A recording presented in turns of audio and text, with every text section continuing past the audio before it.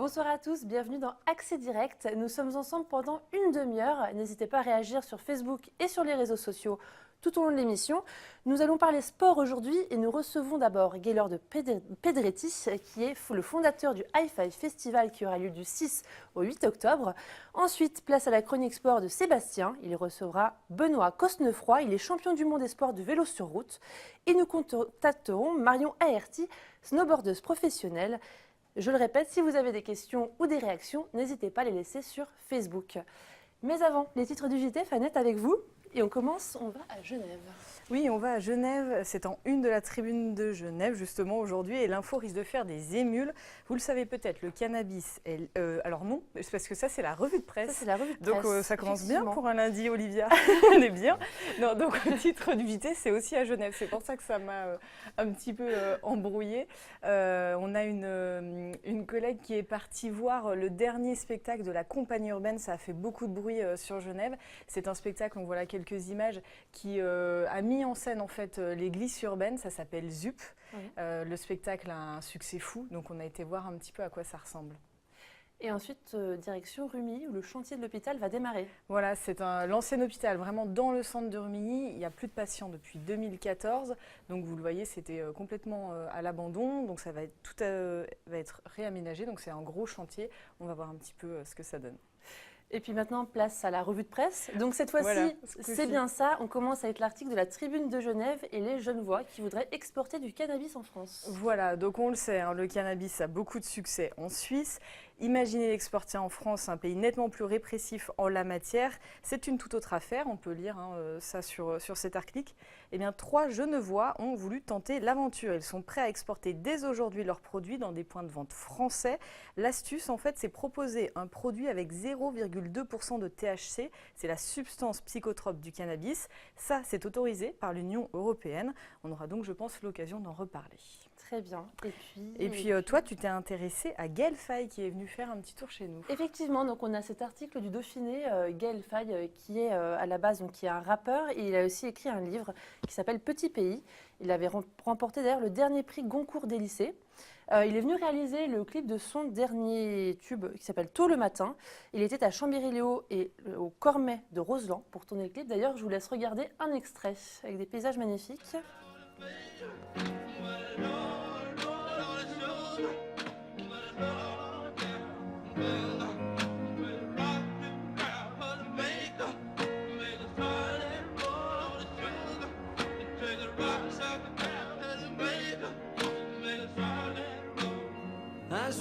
Un jour je me barre, hasta la vista. Je reste pas sur place, j'attends pas le visa. Je vais parcourir l'espace, pas rester planté là. Attendant que je trépasse et parte vers l'au-delà. Mourir sous les étoiles. Voilà, donc cet extrait, ce clip est disponible depuis aujourd'hui sur YouTube et sur les plateformes. Bah, je vais aller terminer de le regarder à la fin, pendant l'émission. Et puis une nouvelle qui ne va pas faire que des euros. Effectivement, la SNCF a annoncé la suppression de 2 lignes de train à partir du 10 décembre 2017. Donc ça concerne 2 lignes, donc le TGV Annecy-Paris de dimanche à 7h49 et celui de vendredi de 5h31. Le vendredi, par exemple, les voyageurs devront prendre le train de 7h30, donc ce qui en fait quand même 2 heures d'écart par rapport aux anciens horaires. Les élus sont mécontents, dont Michel Dantin, le maire de Chambéry. Ils voient en cela une politique qui vise à clairement faire prendre le TGV aux utilisateurs des Lyon et du coup plus de TGV à partir de Chambéry. Pour Josiane Beau, c'est une manière pour la SNCF de réduire ses dépenses. Donc affaire à suivre par rapport à tout ça. Pour un organisateur d'événements comme toi, Gaylord, je suppose que c'est le genre de nouvelles qui intéresse. Bah, l'accessibilité, que ce soit en station ou partout, c'est un vrai problème. D'ailleurs, quand on parle d'écologie, c'est souvent en fait le vrai point. Aujourd'hui, aller en station, en fait, tu n'as pas de train pour aller en station, donc déjà ça. Et oui, l'accessibilité, c'est un vrai point, et les trains aussi. Nous, on pousse nos festivaliers à faire de covoiturage ou à prendre des trains, donc forcément. 20 000 personnes attendues, hein. Ouais, ça va faire du monde en voiture, un peu plus.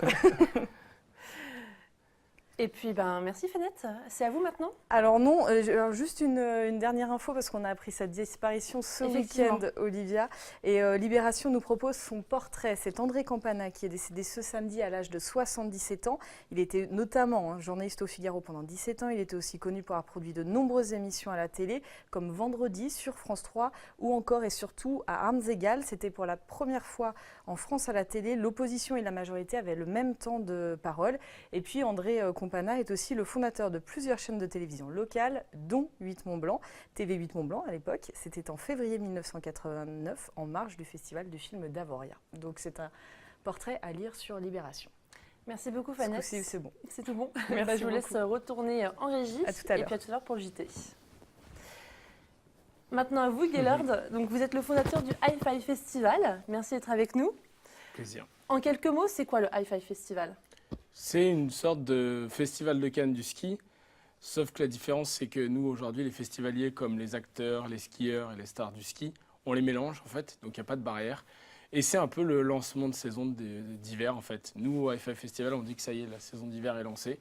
Ça fait plusieurs années, maintenant 8 ans. Donc ça y est, c'est rentré dans la tête des gens que maintenant l'hiver commence à Annecy à l'occasion du Hi-Fi. On va regarder un extrait du teaser que vous avez réalisé il n'y a pas si longtemps que ça avec plusieurs guests. Exactement, ouais. Julien Liseroux, Tessa Worley. Ouais, Kevin Rolland, Jean-Fred Chapuis, Anna Gadvaggio. En fait, ce qu'on a toujours voulu faire, vu que c'est un festival qui met en avant le 7e art et le ski, c'est pas de faire un teaser classique. Donc c'est vrai qu'on a invité des champions dans notre bureau. On a recréé une chambre, puisque c'est le thème du rêve. Donc on a voulu mettre tout le monde dans des lits et en train de rêver, en train de s'imaginer que ça y est, l'hiver est lancé, le Hi-Fi est là.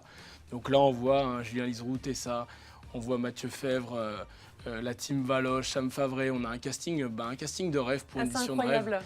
C'est ça. Et ce qui est top, c'est qu'on a vraiment tout du champion olympique de skieur cross, du médaillé en ski freestyle comme Kevin Rolland ou même Marie Martineau, à des skieurs plus freestyle comme Jérémy Pancras qui fait maintenant que de la vidéo, à des guests et des festivaliers qu'on prépare à l'événement. Tess Le 2 qui est championne du monde. On a tout, du skieur cross au ski freeride, au ski de boss avec Perrine Lafont. Et c'est ça doit être l'esprit du festival, c'est d'être ouvert à toutes les pratiques et que c'est le festival du ski mais de la montagne au sens large du terme. On peut aussi visionner des films, c'est ça, il y a plusieurs... Exactement, qu'est-ce qu'on retrouve c'est le gros point fort du festival depuis le début, c'est de promettre à nos festivaliers, c'est de venir au cinéma des Cavisions qui est le Pâté maintenant d'Annecy et leur proposer des avant-premières qui verront 4 mois avant tout le monde et qui verront en exclusivité avec les acteurs des films qui sont là, avec les producteurs. Et aujourd'hui, en fait, avant on disait tous les films qui étaient en avant-première, maintenant on ne le dit plus parce qu'en fait ils le sont tous. Donc on a 98% de films en avant-première. Et ce qui est assez incroyable, c'est que le public partage sa passion du ski avec un champion de ski et dans la plus simple des contractions. Et c'est ça qui doit être le Hi-Fi Festival. Et c'est pour ça qu'on s'ouvre à tout type de pratiques, comme un Matteo Jacquemou qui est champion du monde de ski d'alpinisme et qui nous appelle et qui a un film à présenter. On lui ouvre nos portes et ça doit être ça. Vous êtes la référence en fait. Ouais, on a travaillé en tout cas pour l'être. On travaille toujours et il faut pouvoir le rester justement. Mais c'est sûr que oui, c'est plus d'1 an de travail, nous, à l'agence. Le festival, pour tout vous dire, j'ai déjà en tête ce qu'on veut faire l'année prochaine. Pour l'instant, on va rester à cette année. Vous avez des nouveautés, justement? Oui. Déjà, les nouveautés, c'est que chaque année, les films, ils sont nouveaux. Donc déjà, ça crée de la nouveauté. C'est 61 films projetés sur 13 séances du vendredi au dimanche. Okay. Et après, le village de marque, il s'agrandit. Avant, on était sur la place de Courrier. Maintenant, on est au Haras. Puisque plus de marques, plus de stations, plus de monde qui veut participer. Alors ça, le village des marques, c'est aussi pour des raisons de sécurité, expliquez-nous. Déjà, c'est vrai qu'on commençait à être un peu à l'étroit devant Courrier. Raison de sécurité aussi, parce que c'est un point hyper important, on le voit malheureusement encore récemment. Donc c'est un point où finalement, on peut fouiller tout le monde, demander un pass à tout le monde. Il est gratuit, mais il faut le télécharger avant pour rentrer dans le village de marque sur Internet. Et c'est vrai qu'il y a plus de place, donc on peut permettre de faire plus d'animation. Il y a des trampolines avec les moniteurs ESF, des slacklines. Il y a tout un tas de choses, vraiment. C'est un festival pour toutes les générations et tous les âges, en fait. Donc c'est accessible à tous, vraiment. Ah, ça, c'est la volonté. D'ailleurs, c'est Hi-Fi Forever. Et en fait, c'est tous les rêveurs, tous les gens qui aiment... Moi, en fait, je prends souvent l'exemple du festival d'animation. Quand je suis arrivé sur Annecy, c'est un festival qui m'a énormément inspiré. Et je me suis dit, il faut qu'on ait la même chose pour le ski. Et le festival d'animation, aujourd'hui, touche des gens qui ne sont pas forcément fans d'animation, mais ce week-end-là, ils se prêtent au jeu. Et c'est ce qu'on fait avec le Hi-Fi à l'échelle du ski et de la montagne. Alors, il y a une chose qui ne change pas, c'est la construction du Big Air. Oui. Comment ça s'est déroulé? Ça y est, c'est terminé? Oui, bon, c'est jamais totalement terminé, mais jusqu'au jour J, on a des petits ajustements. Mais oui, on le voit, Voilà, c'est on un voit, énorme chantier. ces images, ouais. Et je félicite justement mes équipes, et notamment Raphaël, qui est le responsable de tout ça et qui gère tous les ouvriers, hein, parce qu'il y a vraiment énormément de corps de métier hein, qui travaillent derrière ce festival, souvent on l'oublie. Mais bah là, on a un cadre magnifique entre lac, montagne. C'est On avait génial. promis à notre public qu'après la place des Romains, on ferait tout pour de mettre le Bigard sur le paquet. Et sur l'édition des rêves, bah, je pense que le cadre est assez dingue. Quand je regarde sur Twitter et les réseaux sociaux, les réactions des gens, on est trop content d'avoir fait Il cette fait battu combien pour de ça. mètres de hausse C'est 42 mètres. 42 mètres. Et bah, quand on passe à côté, c'est assez énorme. Il paraît plus petit que l'année dernière parce que l'année dernière, on était place des Romains avec les immeubles. Mais je peux vous jurer qu'en haut, c'est impressionnant et que c'est vraiment une super belle structure. Et on voit hein, les équipes qui travaillent. Il faut savoir qu'on a dû faire des études de sol très poussées, des contre-études de sol. C'est vraiment un travail de plus de 8 mois, là, rien que pour ça, et même encore plus. Et là, voilà, quand je suis arrivé sur le paquet, je l'ai vu, j'étais un peu comme un gamin qui regarde ça et qui avait ça en tête depuis des années déjà, quoi. On va parler d'un sujet d'actualité Mhm. par rapport à ce Big Air, cette jeune fille qui a chuté. Est-ce que vous avez une réaction par rapport à ça? Oui, bah c'est un peu dommage. Alors, comme je le dis, c'est le traitement de l'info aussi qui est dommage, quand finalement cette jeune fille, elle n'est pas tombée du structure. Elle ne pouvait pas tomber parce qu'il y a des armatures. Par contre, elle a été suffisamment maligne à un moment de profiter de que la vigile attache son chien finalement le matin tôt. Parce que j'avais demandé que le chien soit attaché quand il commençait à avoir des coureurs et des gens qui soient autour du chantier. Et en fait, elle est montée, elle a accédé en haut de la structure, elle a vu ça comme une piste de luge. Ce que je veux juste dire, c'est déjà, je lui souhaite malgré tout un bon rétablissement.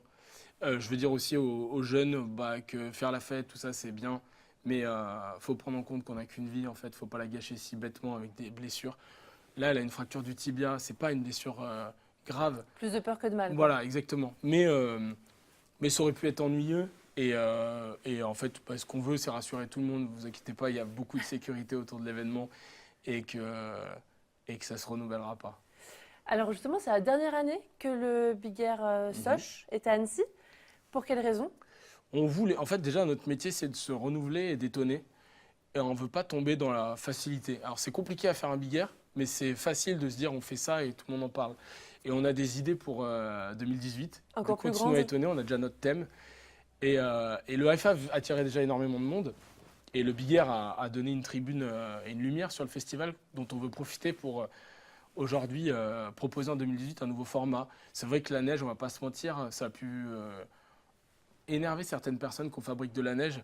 Nous, on est des enfants de la montagne, des vrais passionnés de la nature, et on ne veut pas diviser, on fait ce métier pour rassembler. Mhm. Donc en 2018, on aura un nouveau format, vraiment encore plus fou, mais effectivement sans fabrication de neige, et avec vraiment encore de l'étonnement, parce qu'on veut se renouveler. Et une fois qu'on a fait le Big Air aux Romains et qu'on l'a fait au paquet, on le fait où? Notre but, c'est pas d'aller le mettre dans le lac, donc on va étonner les gens avec un nouveau format en 2018, et tout est déjà un peu écrit pour tout vous dire, et c'est pour ça qu'on a pris ce virage. Terminer sur le thème des rêves, c'était un beau symbole. On a hâte de voir ça en tous les cas. Donc l'événement, on le répète, il est gratuit et accessible à tous, hein. Comment est-ce que ça se passe? On s'inscrit Alors il faut aller sur le site sochbigr.com ou af5-festival.com. Ce qui est gratuit, donc, c'est le village de Marc, les animations. Donc ça, c'est du côté des haras. Du côté du paquet, il y a le Soch Big Air, donc dès 15h, le vendredi et le samedi, c'est l'ouverture des portes. Et après, il y a les qualifications et les compétitions. C'est gratuit aussi. Il faut s'inscrire. Que l'enfant ait 1 an, 8 ans ou la personne ait 80 ans, c'est gratuit. On fait d'ailleurs un petit clin d'œil pour dire que c'est ouvert à tout le monde. On a demandé à la mairie qui nous a aidé là-dessus à installer des gradins pour les plus de 65 ans et les moins de 8 ans. D'accord. Parce qu'on veut que l'événement soit grand public. Et l'année dernière, on était à côté, pour la petite anecdote, d'une maison de retraite. Et j'ai plein de mamies qui m'ont énormément touché et qui venaient me voir avec leurs jumelles en me disant qu'elles n'avaient jamais vu ça de leur vie et qu'elles verraient peut-être jamais ça. Donc je me suis juré que l'année d'après, on allait faire quelque chose pour eux. Et du coup, les plus de 65 ans et les plus de 8 ans ont un espace avec une personne accompagnée, bien sûr, de gradins pour 700 personnes. Après, du côté du cinéma, c'est payant. C'est 12 € la place de cinéma avec le popcorn. D'accord. Et toutes ces informations-là, vous les retrouvez sur le site du Tout est Hi-Fi. sur le site. Exactement. Normalement, pas trop mal travaillé pour donner les infos. Et dernière question, les riders ont du cœur, hein, puisque cette année, donc c'est du 1er au 30 octobre, Mhm. il y a une opération de collecte de vêtements d'hiver pour les réfugiés. Et du coup, ça se passe aussi pendant le Hi-Fi Festival. Expliquez-nous comment est-ce qu'on peut participer. À l'agence, nous, on a David qui travaille avec Rider for the Refugees. et qui a eu la bonne idée de travailler avec eux et de dire bah, tiens, aujourd'hui, les athlètes ont plein de tenues de ski dans leur placard qui dorment parfois, et que bah, autant justement que ça serve. Et donc Marion Arty, marraine de l'opération, Oui, qu'on aura sous Skype tout à l'heure avec Sébastien Germain. tant mieux, qui est quand même champion du monde de freeride, a souhaité en fait être à l'initiative de ça et d'avoir son aura qui puisse faire qu'en fait on puisse faire de la collecte. Donc dans le village de marque du festival, on a un village comme ça, même aussi avec Mountain Rider, où on éduque les gens, et avec Rider for Refugees. Donc si vous avez des vestes de ski qui traînent, ça fera plaisir à des gens et ça sera d'une bonne utilité. Donc faut savoir aussi donner, et ça sera sans doute le message qu'on donnera encore plus dans le futur sur Hi5. Beaucoup de gens nous ont peu pointé du doigt, mais on montrera que la jeunesse, c'est se réveiller et c'est éveiller les consciences aussi. Eh bien, écoutez, merci beaucoup d'avoir merci. été avec nous. Et puis aussi, merci d'avoir partagé l'émission sur Facebook, visiblement, parce qu'on a l'air pas mal suivis, d'après ce qu'on me dit On a la en meilleure régie. communauté du monde, je ne sais pas si on regarde là, mais le public, c'est des fous, c'est ce qui fait qu'on veut toujours continuer, vraiment. Si l'événement grandit à ce point-là, il faut savoir qu'avant, c'était l'IF3, et à un moment, le public a demandé plus, et on a voulu lancer notre propre festival. Et on a une chance d'avoir une belle communauté de tout âge, donc tant mieux si vous avez communiqué, les gars. Le message est passé. Merci beaucoup. Et puis, on va pas tarder à recevoir Sébastien Germain. Il arrive avec ses invités. Je vous laisse rejoindre la régie. Merci d'avoir été avec nous. À bientôt. Et du coup, c'est l'instant sport. Voilà, l'instant sport. Aujourd'hui, avec un immense honneur pour l'émission. Aujourd'hui, immense honneur pour l'émission Accès Direct, puisque nous recevons Benoît Cosnefroy, récent champion du monde des sports sur route. Benoît, déjà, au nom de l'équipe 8 Mont-Blanc, permettez-moi de vous adresser mes plus sincères félicitations. Merci, puis très heureux de cette invitation sur TV8. Oui, parce que je crois qu'il s'agit de votre première télé savoyarde. C'est ici, ça, sur 8 Mont-Blanc. exactement. Alors, avant de commencer, une première question un petit peu chiffon avec ce maillot. Déjà, on va vous demander de présenter ce maillot, de le montrer un petit peu. Ce fameux maillot. Le arc-en-ciel, qui célèbre tous les champions du monde. Je crois savoir, j'ai lu ça sur Internet, que vous l'avez déjà lavé plusieurs fois. Vous en prenez particulièrement soin, ce maillot. Ouais, pour toute honnêteté, j'en ai eu qu'un. Ouais. Et la tradition est de fêter ce titre avec le maillot, forcément. Donc, forcément qu'en soirée, et le maillot blanc n'était plus très blanc et j'ai dû le nettoyer plusieurs fois pour arriver sur les plateaux télé avec un maillot digne de ce nom, quoi. Plus sérieusement, est-ce que vous êtes redescendu sur Terre après ce titre décroché, on le rappelle, à Bergen en Norvège? Oui, complètement. J'ai réalisé, même si tout est passé très très vite, j'ai voulu vite retourner sur mon vélo et travailler pour les futures courses et la fin de saison. Donc j'ai voulu justement passer quand même à autre chose pour retravailler et pas tomber dans la facilité, quoi. Alors on rappelle, vous avez 21 ans, donc on voit ces images du sprint final, course espoir, donc c'est une course qui est réservée aux moins de 23 ans si je ne dis pas de Oui, bêtises. c'est bien ça. Ouais. Un petit peu l'antichambre de l'élite. Est-ce qu'il a déjà changé quelque chose dans votre vie et dans votre carrière, ce titre? Oui, ça a déjà changé déjà. J'ai beaucoup de sollicitations médiatiques, je suis beaucoup plus suivi.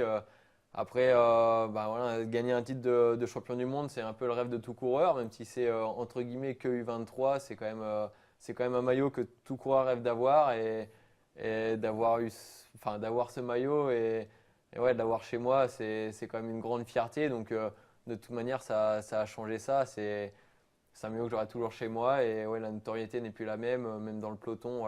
Tous les coureurs professionnels, j'ai recouru hier en Vendée et en Coupe de France et c'est vrai que beaucoup de coureurs m'ont félicité et ça fait très plaisir d'avoir la reconnaissance un peu du peloton. À quoi on pense exactement quand vous êtes rendu compte que ça y est, que vous avez gagné en battant l'Allemand au sprint? Est-ce qu'on arrive à penser à quelque chose de précis? Ouais, moi je me suis vraiment dit, j'ai levé les bras au ciel, je me suis dit pourquoi moi, quoi. Je me suis dit c'est incroyable, pourquoi ça me sourit aujourd'hui. Je venais là pour cette victoire. Dans l'idée de remporter ce maillot, je me savais physiquement capable, mais après il y a beaucoup d'aléas en course, beaucoup de choses qui font qu'on va chercher la victoire ou non. J'aurais pu très bien arriver dans le groupe derrière et faire 30e. Donc je venais chercher ce maillot, je sais que c'était possible, mais de là à le faire, il faut aussi la petite réussite et il faut la chance un peu avec soi ce jour-là. Et tout a souri pour moi et quand je passe la ligne, je me dis pourquoi moi, quoi, c'est incroyable.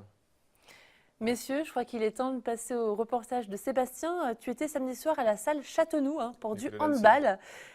C'était Annecy contre Annecy-le-Vieux. On regarde ton reportage. Annecy en rouge contre Annecy-le-Vieux en vert. Un classique des premiers tours de la Coupe de France de handball ces dernières années. Malheureusement pour les supporters locaux, la magie de la Coupe n'a pas duré bien longtemps. Extrêmement rigoureux et appliqué, les joueurs de National 2 réalisent un début de match parfait. Au bout de 13 minutes de jeu, la rencontre semble déjà pliée et les Ancileviens mènent 7-1. Les pensionnaires de National 3 vont mettre un bon quart d'heure pour entrer dans leur match. Grâce à plusieurs belles séquences, Annecy parvient enfin à se libérer, mais l'écart est déjà trop important. Supérieur dans tous les compartiments de jeu, Annecy-le-Vieux est largement devant à la mi-temps, 19-8. En seconde période, le scénario est quasi identique.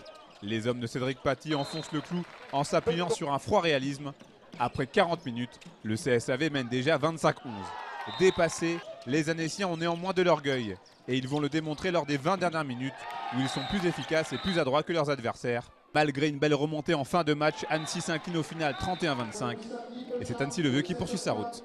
Une très bonne première période où vraiment on a respecté le projet de jeu qu'on voulait mettre en place. Donc ça c'est plutôt une chose positive. Après malheureusement en deuxième mi-temps, on est un petit peu tombé en travers des choses qu'on voulait vraiment gommer en ce début de championnat.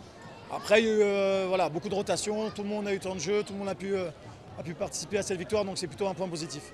Pour Annecy Handball, ce match bonus n'était qu'une parenthèse dans une saison qui s'annonce longue et compliquée. On essaie de relativiser, on est vraiment sur... là c'était un peu c'était le derby, c'était vraiment un match pour nous, un petit match en plus pour faire tourner dans l'effectif. Il y avait pas mal de jeunes, pas mal d'anciens joueurs de la 2, on a un groupe élargi, on essaie de faire profiter tout le monde. Il n'y avait pas vraiment d'attente particulière sur ce match. Le CSAV, qui nourrit de grosses ambitions cette saison, a parfaitement négocié cette rencontre de coupe. Place désormais au championnat. Course, donc cette course des championnats du monde. J'ai écouté une de vos réactions après course. Vous avez une certaine pression puisque l'équipe de France avait très très bien couru et vous avez mis dans les conditions idéales pour conclure. Ouais, complètement, il y a une équipe parfaite ce jour-là. On a fait des stages de cohésion avant ce grand rendez-vous et on avait vraiment une équipe très très soudée et physiquement très très forte. Et du coup, tout le monde a participé au mouvement de course et j'étais pratiquement le seul à être réservé pour le final. Et voilà, dans la dernière difficulté, je me suis dit c'est à moi de faire le résultat aujourd'hui et c'est à moi d'assurer le résultat en fait pour l'équipe. Et s'il y a le titre à aller chercher, en fait, c'est à moi d'aller conclure le travail de l'équipe. Et donc forcément, il y a une forme de pression. Et puis ce championnat, on m'en parlait déjà depuis plus d'un an. Voilà, je me savais très attendu, que ce soit par le monde du cyclisme, par ma région natale, la Normandie. Je suis très très suivi par chez moi et du coup, je me savais très attendu pour ce rendez-vous et c'est vrai qu'il y avait un peu de pression particulière pour ce championnat, quoi. Alors ce titre, il vient aussi, on va dire, récompenser vos années de formation ici, en Savoie, au Chambéry Cyclisme Formation. On rappelle, vous êtes passé pro au mois d'août au sein de la structure AG2R mondiale. Qu'est-ce que vous gardez de vos années au CCF? On s'était rencontrés, on s'est déjà rencontrés dans le cadre de plusieurs reportages. Qu'est-ce que vous gardez de ces années? Déjà, le CCF m'a fait passer des caps physiques très très importants. Et j'ai découvert un autre niveau de course. J'ai découvert beaucoup de choses et ça m'a fait aussi grandir en tant qu'homme. Et voilà, de quitter, c'est vrai, mon cocon familial, d'avoir une vie étudiante. Il y a plein de choses qui ont fait que j'ai grandi, que ce soit physiquement ou en tant qu'homme, quoi. Et je dois beaucoup au CCF dans ma formation. Justement, le CCF, on accueille sur le plateau, c'était pas vraiment prévu, mais voilà, on va faire avec Vincent Terrier.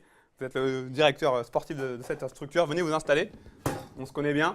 Vincent, on imagine, pour vous, quel pied ça a dû être au moment de la victoire de Benoît? C'est sûr que, comme tout le monde, je regardais sur Internet. Et on l'attendait un petit peu, il faisait partie des favoris, plus ça se rapprochait de l'arrivée et on se disait ça va être tendu. Et puis hop, il sort comme le Messi dans le dernier tour pour rejoindre l'Allemand et puis le sprint final qui a été haletant jusqu'aux 500 mètres de l'arrivée là. C'est sûr que c'était un grand moment. Est-ce que dans vos rêves les plus fous, vous aviez pensé à un sacre mondial pour un de vos coureurs que vous avez formé? C'est ce que je disais à Benoît, quand on commence le vélo, quand on est gamin, on a deux rêves, c'est gagner le Tour de France et être champion du monde. Moi, je le vis par procuration avec mes athlètes. Et là, le fait que Benoît décroche ce titre, c'est un bel aboutissement pour le travail de tout le staff du Chambéry Cycliste Formation. Benoît, on l'a dit, passé pro au mois d'août, comment ça se passe ces premières semaines? Eh ben, ça se passe vraiment très très bien. On a une super belle équipe, une superbe ambiance, un collectif très très fort sur chaque course. Et c'est vrai que je prends du plaisir. En fait, j'ai l'impression de me retrouver avec le CCF. Et ouais, c'est passionnant, quoi. En plus, bon, j'ai eu une victoire à Iceberg qui est venue un peu de façon inattendue. Et ouais, je prends un plaisir, ouais, un grand plaisir à courir dans cette équipe. Et tous les week-ends, je pars en course avec le sourire. Et je reviens avec le sourire. Donc Et il vous manque pas vos potes du CCF? eh ben, je vis encore avec eux dans les appartements qui sont dédiés au Chambéry Cyclisme Formation. Donc voilà, j'ai pas encore quitté ce cocon-là. Donc voilà, tous les lundis, je les revois et en semaine, je suis avec eux. Donc il n'y a pas de problème avec ça. Vincent, Alors moi, j'aurais une petite question. Vas-y. L'avenir, vous le voyez comment? Toute votre vie, vous la voyez sur un vélo? Bah, après, c'est une petite partie de notre vie. Une carrière, allez, ça se finit autour des 35 ans s'il y a une très très grande carrière. Donc pour l'instant, je profite des moments. Voilà, je travaille sérieusement pour essayer de performer. Et puis voilà, je prends du plaisir. Et je sais pas, voilà, dans les voyages, tout ça, c'est un maximum d'expérience pris. Et c'est vrai que c'est une vie un peu avec des sacrifices en plus que les autres de notre âge. Mais en même temps, il y a tellement d'excitation dans la finale de course, tellement de plaisir et tellement d'expériences prises qu'au final, j'en suis heureux de ma vie et je profite de ma vie. Et ouais, j'irai le plus loin possible sans forcément me buter dans ma passion ou quoi. Et est-ce que j'ai des études à côté pour m'en sortir si ça ne va pas. Donc voilà, je profite et je vais voir jusqu'où ça m'emmène. Vincent, c'est sympa de voir le discours d'un jeune comme ça, là, plein d'envie, plein de bonnes choses. On est d'accord, auréolé d'un titre de champion du monde, mais quand même, ça fait du bien d'entendre ce genre de discours. Ouais, Benoît, il a la tête sur les épaules, hein. C'est ce qui fait aussi que sa réussite. Il a de grosses capacités physiques, mais il a aussi une grosse maturité qui fait que il emmène tout le groupe vers le haut. Et puis lui, à titre personnel, il est très intelligent dans sa gestion de course. Est-ce que le plus dur ne commence pas maintenant pour Benoît? Maintenant qu'il est champion du monde espoir sur route, il l'a dit tout à l'heure, dans le peloton, le regard aura forcément changé. Est-ce que le plus dur, ça va pas être de réussir à faire la bascule avec le monde professionnel et d'arriver à s'affirmer? Là, Benoît, donc, il est coureur professionnel depuis le mois d'août. C'est sûr que passer professionnel, c'est pas une fin en soi, c'est une page qui se tourne, c'est une nouvelle histoire qui commence. Il a déjà gagné un petit peu de crédit et de confiance en remportant le Grand Prix d'Iceberg avec les professionnels. Donc maintenant, la route pour lui est ouverte. Je pense qu'il va gagner la confiance de l'équipe rapidement et il n'aura plus qu'à suivre les traces de ses aînés comme Romain Bardet, je l'espère pour lui. Et il n'aura peut-être pas le même type de profil de course, mais en tout cas, il a tout pour briller. Alors je vous arrête, on a notre invitée Ah, surprise, notre surprise. par Skype, Marion Aerty, donc, qui est snowboardeuse professionnelle. Bonsoir Marion. Je sais pas Bonsoir. Bonsoir Marion. Merci d'être sur ce plateau. Donc Olivia l'a dit, hein, vous êtes snowboardeuse. Alors ce week-end a lieu le High Five Festival du côté d'Annecy, une édition qui fait la part belle aux femmes. Exactement. Exactement. Le high five s'est bien bougé cette année. Du coup, on va avoir des skieuses qui vont sauter le Big Air là en plein milieu d'Annecy. On a vraiment hâte de voir ça. Il y a beaucoup de films aussi avec des nanas dedans et ça fait plaisir à voir. Alors vous Ouais. ne serez pas hein, sur le tremplin, le Big Air, vous connaissez, vous avez donné, vous avez envie de passer à autre chose. Vous serez notamment là pour présenter un court-métrage. Voilà, c'est ça, exactement. Le Big Air, j'en ai fait pendant plusieurs années. Maintenant, j'ai tourné un peu la page. Je me suis mise au freeride depuis plusieurs années. Avec succès. Et donc là, je présente un film de 5 minutes justement pour expliquer un petit peu ma carrière, l'orientation que j'ai prise ces derniers temps. Donc j'espère que ça va plaire. Une carrière bien remplie, hein, puisqu'on le rappelle, vous êtes tenant du titre du freeride World Tour. Justement, un mot sur la préparation. Là, il me semble que vous rentrez d'entraînement. La saison 2018, elle est déjà dans les esprits. Exactement, j'ai déjà la tête sous la porte de départ au Japon, mi-janvier. Donc là, en ce moment, j'attaque la préparation physique comme il faut. Donc en ce moment, ouais, c'est du vélo, du gainage, du muscu, il y a un peu de tout, du cardio. Donc là, justement, je reviens d'une séance de vélo Donc j'espère que je vais pouvoir faire une sortie avec Benoît un jour pour, pour me faire les jambes là, pour cet hiver. Donc voilà, on prépare tout doucement la saison 2018 et en espérant que ça puisse bien se passer. Bah, on croise les doigts en tout cas pour vous. Merci en tout cas de nous avoir consacré quelques minutes. On se voit ce week-end du côté d'Annecy. On fait comme ça. Bonne soirée. Merci pour tout. Bonne Au revoir. soirée. Benoît, est-ce que pour vous, ce titre de champion du monde, c'était quelque chose de programmé? Je m'explique. On sait, Vincent l'a dit, on a envie de gagner des titres, notamment le Tour de France ou un championnat du monde. Est-ce que vous êtes en avance par rapport à ce que vous imaginiez, vous? Non, en fait, j'ai jamais imaginé vraiment avant de signer mon contrat professionnel de passer professionnel. Voilà, je savais que cette année il y avait un parcours de proposer au championnat du monde qui pouvait me convenir et donc voilà, je me suis préparé pour ça, mais en même temps toute la saison n'est pas tournée autour du championnat du monde. Voilà, je prenais les courses au fur et à mesure avec autant d'envie les unes pour les autres et voilà, après je suis arrivé au championnat du monde performant, donc voilà, on a bien géré avec Vincent la préparation, mais en même temps il n'y avait pas que cette course là dans l'année, donc je suis arrivé performant, j'avais envie de gagner ce titre, je l'ai gagné, mais voilà, comme je disais avant le départ, en fait je gagne le championnat du monde, enfin pour moi je gagnais le championnat du monde ou je gagnais pas, en fait ça changeait pas grand chose. Le lundi d'après mon vélo il allait avoir 2 roues et en fait, j'allais faire le même sport et avec le même vélo, donc ça n'allait pas forcément changer ma vie. Bon, au final, un titre, quand même, ça change un petit peu. Ça change quand même et ça mène de la notoriété. Mais mis à part ça, en fait, mon vélo, il ne change pas et ma façon de voir le cyclisme ne change pas. Et du coup, en fait, ce titre ne change pas fondamentalement ma pratique du sport et du cyclisme. Vincent, pardon, je m'en mêle. Une dernière question. Est-ce que vous pouvez nous promettre un nouveau Benoît Cosnefroy dans les années à venir, qui sera directement issu du CCF? On va dire qu'on n'a pas l'obligation de y travaille. réussite, on a l'obligation de moyens, on y travaille. Il y a une bonne session promotion qui se prépare pour 2018. Il y a eu un bon renouvellement avec des jeunes qui arrivent des 4 coins de France et du monde. Et ma foi, on espère que Benoît va les inspirer, ouais, c'est sûr. Merci en tout cas, messieurs, d'être venus sur ce plateau pour parler de ce fabuleux titre. Merci messieurs, merci Sébastien Merci, pour ta Olivia. chronique qui était géniale. Pour rappel, les titres, le JT dans un instant, même tout de suite. Donc les titres, on ira d'abord à Genève à la découverte d'un spectacle pluridisciplinaire qui mélange danse et glisse urbaine. Et puis direction Rumilly où le chantier de l'hôpital a commencé. Les constructions vont pouvoir commencer. Et c'est tout de suite Stéphane Debuisson avec le JT. Et puis nous, on se retrouve demain à 18h pour un nouvel accès direct avec de nouveaux invités. À demain, bonne soirée.